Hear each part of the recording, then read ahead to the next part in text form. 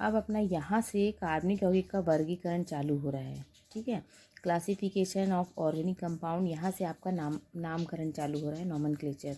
ठीक है, ये बहुत इंपॉर्टेंट है, अच्छे से समझना ताकि आपको नाम लिखते बन जाए।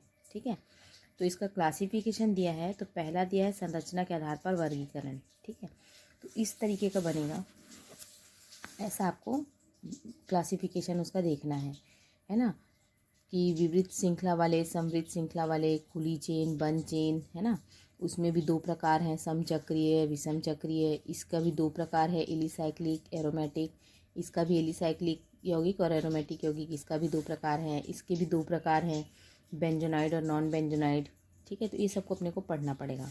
तो अचक्रीय या विवृत श्रृंखला वाले, अचक्रीय मतलब चक्र नहीं है ना। तो चक्र नहीं है का मतलब इसमें सीधी या शाखायुक्त श्रृंखला को जोड़ता है कार्बन में। CH3 है ना, CH3 CH2 CH3, ये पूरा सीधी श्रृंखला चली जा रही है ना। ये शाखायुक्त हो गया। तो ये कैसे इसका नाम लिखते हैं, इसको इसमें अपने को पढ़ना है। चक्रीय में ये देखो रिंग बन गया, ऐसा 3 कार्बन है तो तीनों ने वलय बना लिया, 4 कार्बन है तो 4 ने इस तरीके से वलय बना लिया, 5 कार्बन है तो इस तरीके से, डबल बॉन्ड है तो इस तरीके से ऐसे वलय बनाना है। ठीक, तो ये आपको पढ़ना है। ठीक है, ये सब आएगा बाद में, कैसे किसको क्या लिखते हैं। क्रियात्मक समूह के आधार पर वर्गीकरण करना है। तो क्रियात्मक समूह जो है वो यौगिक जो है कम से कम 2 भाग से मिलकर बनता है। एक एल्किल मूलक होता है और दूसरा क्रियात्मक भाग होता है, इसको बोलते हैं एल्किल मूलक। ठीक, और ये जो उसके साथ जुड़ा हुआ है वो है क्रियात्मक समूह। ठीक, तो ये मेथिल जो है CH3 वो मूलक है और हाइड्रोक्सी जो OH है वो क्रियात्मक समूह है। ठीक, तो आपको इस तरीके से पहचान में आना सीखना है कि कैसे पहचानते हैं। ये जो है वो एल्किल मूलक है इतना, और ये जो जुड़ा है वो क्रियात्मक समूह है। 2 भाग से मिलकर बना, इसलिए यहाँ से इसने अलग अलग कर दिया है। एथिल जो है C2H5 वो मूलक है। एमीन जो है वो, ये कैसे पहचानते हैं कि एमीन है। OH को एल्कोहल कैसे पहचानते हैं। ठीक है, तो ये सब आपको याद करना पड़ेगा। मूलक है ना, मूलक के बारे में भी पता चल जाएगा कि कैसे इसको जानते हैं। ठीक, एल्किल मूलक में जो है RH, R का मतलब होता है CH3 C2H5 C3H7 जो भी है, R के साथ H जुड़ा है। ठीक है, ये CH4 है, अभी एक H को निकाले तो ये सिर्फ R में बन गया, तो ये एल्किल मूलक है। ठीक है, पहले ये एल्केन था, ये एल्किल मूलक में बदल गया। ठीक है, तो मेथेन से मेथिल, एक हाइड्रोजन इसमें कम करोगे तो मेथेन से मेथिल बन जाएगा। ANE को हटाना है और YL को जोड़ देना है जब एक हाइड्रोजन कम होगा। तो एथेन है, एथिल हो जाएगा। देखो C2H6 था, C2H5 हो गया। C3H8 था, प्रोपेन, C3H7 हो गया, है ना।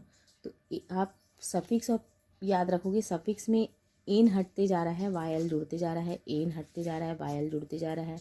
यहाँ पर भी एन हटा, YL जुड़ा, एन हटा, YL जुड़ा। ठीक, तो एन से इल बनते जा रहा है, तो इसी को एल्किल, एल्केन, एन लग रहा है ना, उसमें एल्किल हो जाएगा वो। ठीक, तो क्रियात्मक समूह जो है किसी अणु का वह भाग होता है जो उस अणु के प्रमुख रासायनिक अभिक्रिया के लिए उत्तरदायी होता है। आपको पता चलेगा कि कौन सा क्रियात्मक समूह है, तो उस तरीके से वो उसका मेन काम करेगा वो। ठीक, ये टेबल आप लोग को याद करके रखना है। एकल बंद में ऐसे लिखते हैं, है ना, एल्केन बोलते हैं, मीथेन उसका एग्जाम्पल है, इस तरीके से उसको लिखते हैं। द्विबंध, डबल बॉन्ड आ गया, त्रिबंध, ट्रिपल बॉन्ड आ गया, हाइड्रोक्सी मतलब OH, इसी को एल्कोहल बोलते हैं। ईथर मतलब सिर्फ O, इसको ईथर, सॉरी इसको एल्कोहल, इसको ईथर बोलते हैं। हाइड्रोक्सिल हेल्डिहाइडिक में CHO है, इसको एसिटल्डिहाइड बोलते हैं। इस तरीके से लिखते हैं। ये आपको याद करके रखना है कि O को ईथर, OH को एल्कोहल, इसको एल्डिहाइड, है ना, इस तरीके से लिखते हैं। ये कीटोन है, ये कार्बोक्सिलिक एसिड है, ये एस्टर है ना। ये आपको सबको, इस टेबल को आपको याद करके रखना है। ठीक, अगले क्लास में मैं आपको नामकरण समझाऊंगी कि किस तरीके से नामकरण होगा। ये IUPAC नामकरण की पद्धति अपने को अगले क्लास के लिए पढ़ना है। ठीक, तो मैं आपको अच्छे से समझाऊंगी ताकि आपको बहुत अच्छे से समझ में आए, बन जाए आपसे। नाम लिखते, नाम ही सबसे मेन है इसमें।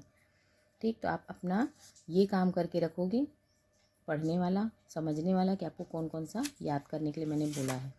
ठीक, अगले क्लास में ये स्टार्ट करेंगे IUPAC नामकरण पद्धति। ठीक।